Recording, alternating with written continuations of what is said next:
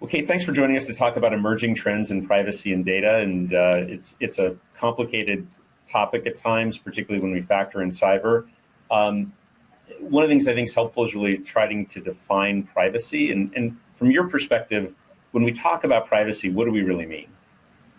Yeah, I mean, I think privacy probably means different things to different people and in different contexts. But as a general matter in the US, I think privacy is the principle that individuals have a right to be free from unreasonable and unexpected intrusions into their personal and private lives, and in particular, intrusive and unreasonable or unexpected collection, use, or processing of personal data, all manner of personal data.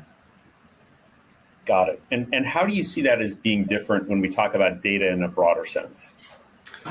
Yeah, I mean, data is certainly a big part of privacy, and of course, a key focus of privacy laws and regulations is personal data. Most privacy laws, in fact, right, focus on the control of personal data, controlling how businesses collect, use, process, and protect personal data, and empowering consumers with rights over their personal data to give them more sort of control and choice over how their data is used. But data, on the other hand, is broader than just privacy and personal data, right? I mean, all personal data is data, but not all data is personal data. And certainly, while most privacy laws and regulations focus on personal data, certainly, there are other types of data that aren't personal data that have just as much value and can, lead to just as much business risk if there's a loss of availability or a breach of confidentiality. So I think, data is a broader kind of concept than privacy and personal data.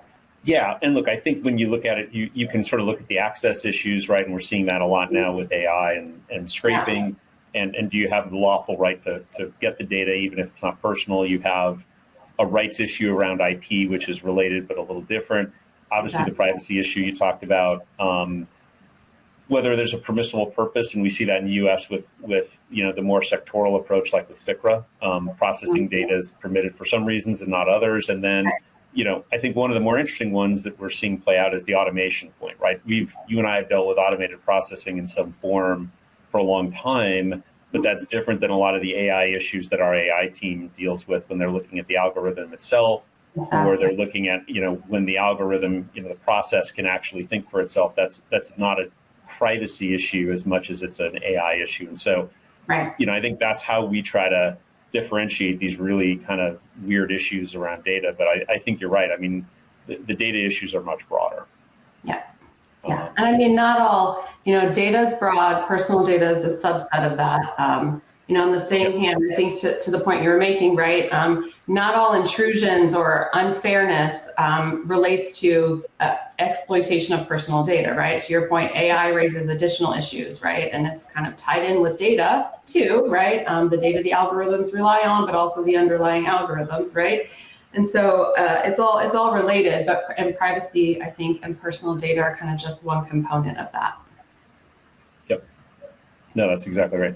And then we have cyber, and how it's a related but different issue. How do you sort of conceptualize cyber versus privacy, and how do we tie them together? Yeah, I mean, some people call privacy and cyber two sides of the same coin. I think they're more complementary and related concepts, right? So I think of privacy as control over personal information. How can it be used? How can it be disclosed? How long can it be kept? What is reasonable, in terms of processing of personal data. Whereas I think cyber focuses on protecting data, including personal data, right?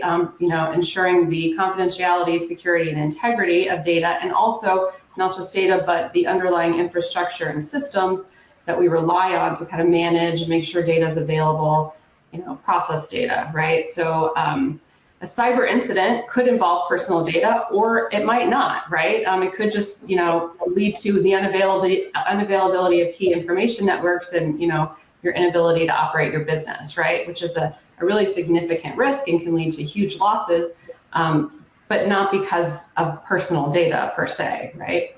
Right. No, exactly. And look, we've seen the rise of cyber over the last 10 years and in a meaningful way. And what we've now seen is a lot of states step in and pass, at least in their state, a comprehensive privacy law. How have you seen that impact what clients are doing, and what do you see the laws as attempting to regulate?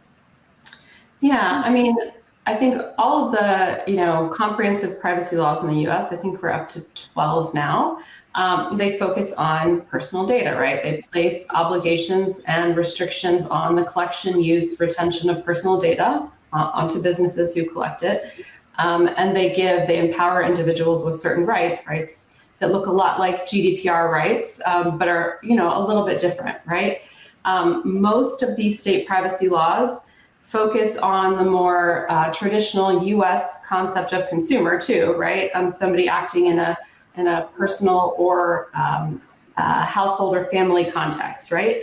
Whereas the outlier to that is the CCPA, obviously California. If there is an outlier, it's almost always California.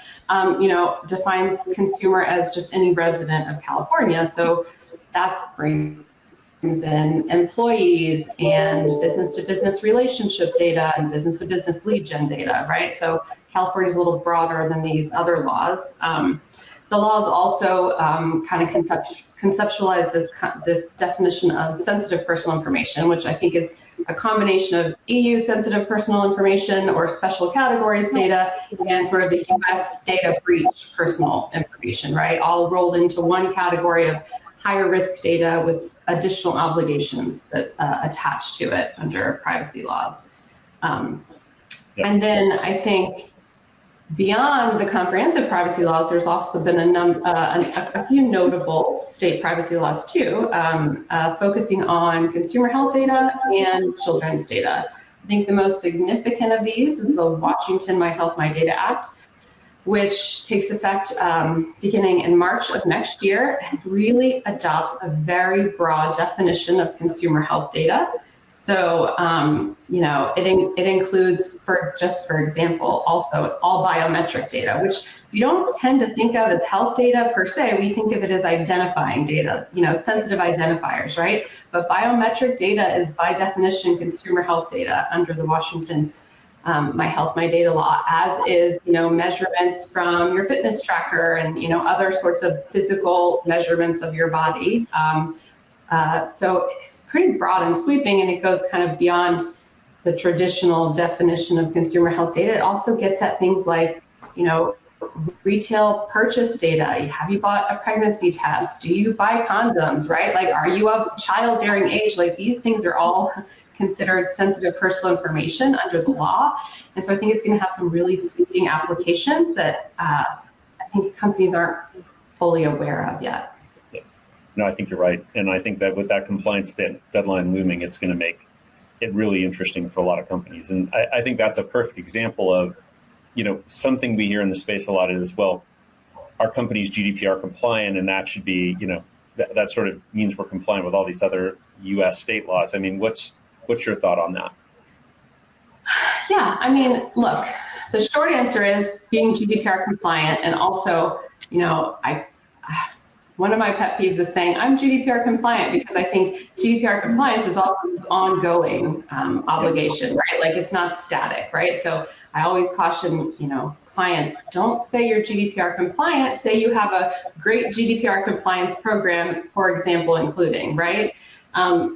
That's a little bit lawyerly, but also I just think practically GDPR requires a lot. But at the same time, if you have a great, very strong GDPR compliance program, good foundation for privacy compliance more broadly, but it's not enough in and of itself. And being GDPR compliant does not make you privacy compliant, from a U.S. privacy law perspective. So, yeah. What are we seeing regulators do? We've seen a lot of regulatory activity on the cyber side, but more importantly, I think on the privacy side, we're seeing an uptick as well. What have you been seeing? Yeah, I think a lot of what we've been seeing is what I think of as kind of the low-hanging fruit too, right? The easy to tell stuff, what you can discern by going to a company's website, looking at their privacy policy. Do they have tracking cookies? Anybody can tell. If so, are they recognizing, global privacy control signals? Do they have an opt-out? Do they have the right CCPA do not sell links in the footer? Do they offer a loyalty program? And if so, do they have the right financial incentives language, and are they getting the right level of consent for that? Are they making it too hard to exercise your privacy rights? Those kinds of things that are super easy to test is where I think we've seen a lot of the focus, and it kind of makes sense too, right? It's easy enough, right? Yep. So I think that'll change. I think we'll start to see what I expect we're going to start to see some sort of exemplar cases on this whole concept of dark patterns, which is in all of these laws, right? More broadly than just like exercising your rights or submitting a request, but this idea that you can sort of encourage people to make the less privacy protective choice by either making it harder to make a privacy protective choice, or kind of being confusing or overemphasizing what the choice you want consumers to make, as opposed to letting them choose between two equally presented options. And Lord knows we've seen the plaintiffs' lawyers go after a lot of those similar cases too, particularly with the chat function and the wiretap claims and the cookies, and we've seen a lot of activity there, and I don't think that's going to go away anytime soon. No, certainly not. I mean, and it's still early enough that we don't have, enough helpful, I think, binding court decisions that kind of help us dispose of some of these. But you're right. I mean, aside from the, the low-hanging fruit from a regulatory perspective, tracking, pixel-related tracking, as you say, chatbot, session replay, and also starting to see some claims around like B2B demand generation software, right? There's a lot of software out there that if I go and visit a business's website, they look at my IP address, they figure out what company that belongs to, and then they append data to that information. We're seeing claims around that, which is really interesting to me, because that's relatively new in the U.S. space, at least, seeing these types of claims. So you're absolutely right. There's this huge volume of that right now. And what are some best practices companies can think about as these laws continue to evolve so quickly? Yeah, well, I think certainly it's really difficult right now to take sort of a state-by-state or even a country-by-country, region-by-region approach to privacy compliance. Things are changing too quickly. Privacy involves personal data. Personal data is a subset of data, so, these things are all kind of interrelated. And I think if you focus too narrowly on privacy compliance, as a starting point, and, react to all of these new privacy laws, you're being really inefficient probably, and it's really hard to sustain. So I tend to think it's better to kind of think of this as a part of, an overall data governance program and strategy that includes, privacy, it includes cyber, it kind of rolls that all into one. And I think it starts with, or includes at least, involvement of key executive leadership too, right? I think it's not enough to have a privacy compliance team saying the law says this, therefore we need to do that, right? You need to set the strategy and the risk tolerance kind of at the top, and you need the key stakeholders to be involved and sort of buying in and supporting and helping to set the strategy so that you can decide what's your risk tolerance, and from there, what's the privacy, framework that you want to set your controls to, so that you can assess your current practices, implement remediations, and then, look at new laws against your existing program, right? I think we kind of have to think of it from that perspective, or else you're just constantly pivoting kind of from one thing to another, playing whack-a-mole and, getting lost in the minutia of it, and not getting kind of the support you need as a privacy professional. You need buy-in, you need budget, and you need resources. And so I think the more effective way to do that is, to think of it as I say, it's part of an overall data governance program.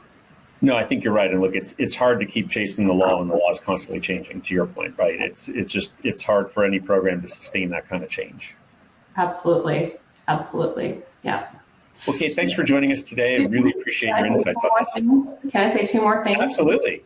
So I was thinking about this before our call, and I was thinking about what are some of these we talk about these state privacy laws. We talked about that a couple of questions ago, and sort of how they're alike in a lot of ways. But there are definitely some outliers too that I think are worth mentioning just really quickly, because there's not a lot of attention, I think, being paid to them.